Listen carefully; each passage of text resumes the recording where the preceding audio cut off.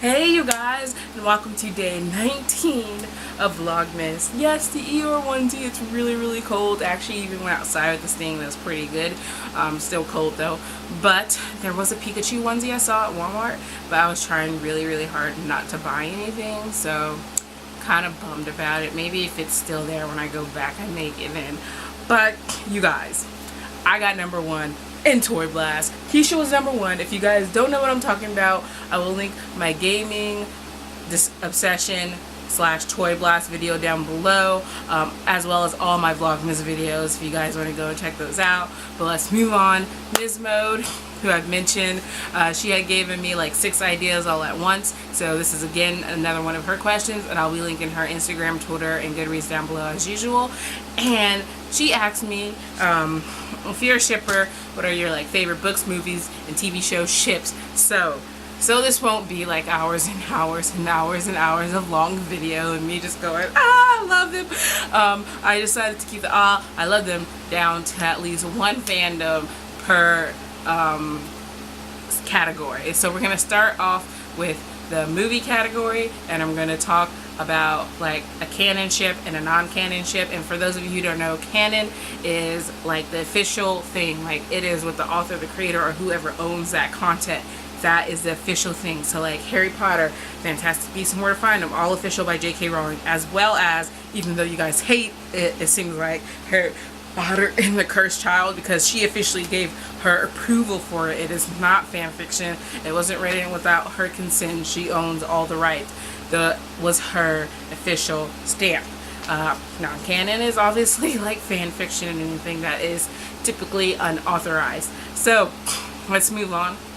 We're gonna go with the canon for the movie verse. In this case, for Iron Man, not the comics. We're gonna go with the movie verse. And I ship Tony Stark and Pepper Potts, which I guess you guys saw coming, aka Pepperoni. Love them, cutest ship name. I love watching in the movies the progression of their relationship from like that kind of secretary / boss, like even though he's really the boss, to like she's kind of really the boss kind of type thing, and then watching it grow and progress, and just like their relationship dynamics, which is why I probably wasn't happy with Civil War in that aspect. No, I definitely wasn't happy with Civil War in that aspect. Like, there needs to be a 4th Iron Man movie after maybe all this is said and done, because Pepperoni needs to be in game.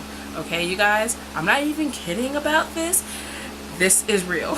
Okay, so like hopefully after all the Avengers and Infinity Wars and all are said and done, everything will be okay. I love them.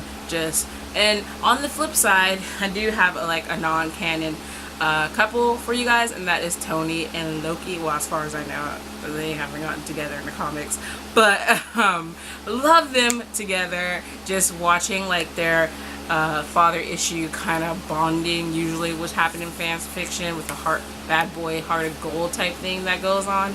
It's so interesting just to kind of see that go down, and I really like it when they do like a big like alternate universe type thing, which is where, you know, like you're taking your characters and maybe you're just putting them more into our real world settings, and you give them like no powers, or in some cases like that, and that's always interesting to see as well. I'm thinking of something specific, which is why I was so weirdly specific right here. But just in general, well written fan fiction is just like nuggety goodness. Like, I don't ship Tony and Steve like a lot of people. Like, it's a thing. I read some actually fantastic stories featuring them, but like I personally just don't ship it.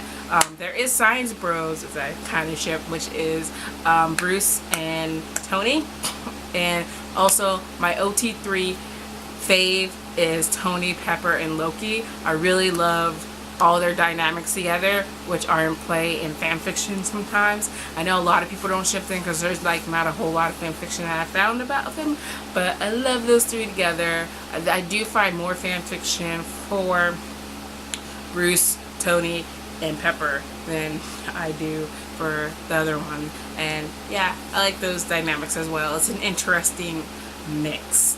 So moving on from that, we have our TV show. It was hard to pick a TV show, and then it was hard to just kind of like stick to it. And then I unexpectedly thought I should talk about Scrubs, which is probably something you didn't see coming.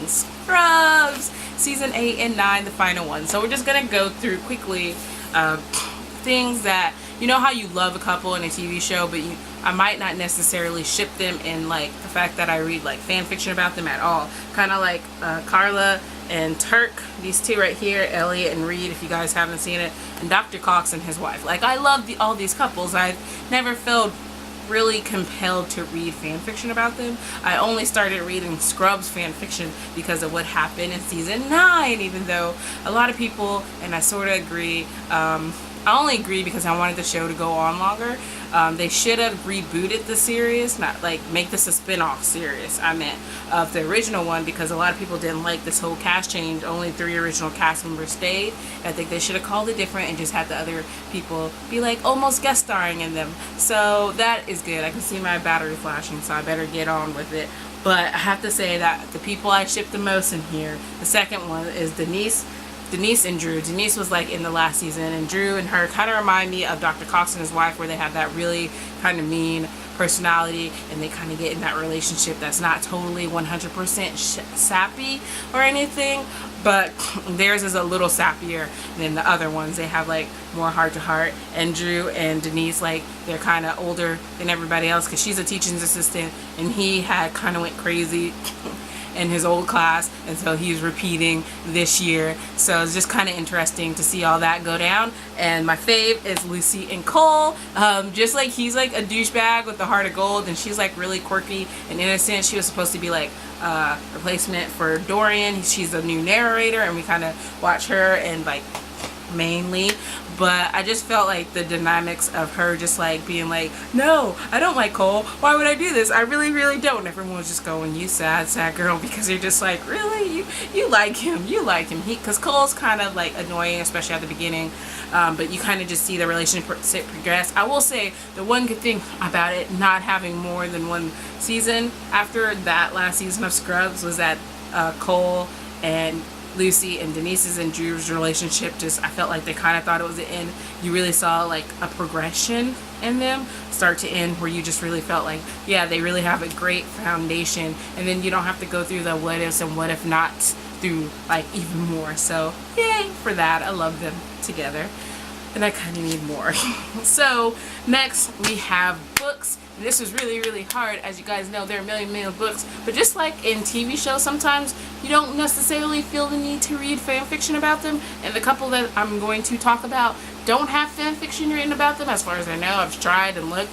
Maybe I need to write some, but that is Rule and Shaw and Rule. I love them, and like their story is pretty much complete in here, and since there's like a lot of companion novels, you get to see like it keep going. But I'll also say that I had a little Shaw / Nash going on. Nash's book is over there somewhere. I should have picked it up, but there is that like kind of dynamic. I love her and Rule like #1, but you know, sometimes when I was reading the book, I was like, oh, Nash, you need somebody to love him, and then I was like, you know what can happen? We can get a little Rule / Shaw / Nash going on, and like I don't ship Rule and Nash together, but like, you know, they can be like Shay and Shaw. I'm cool with this.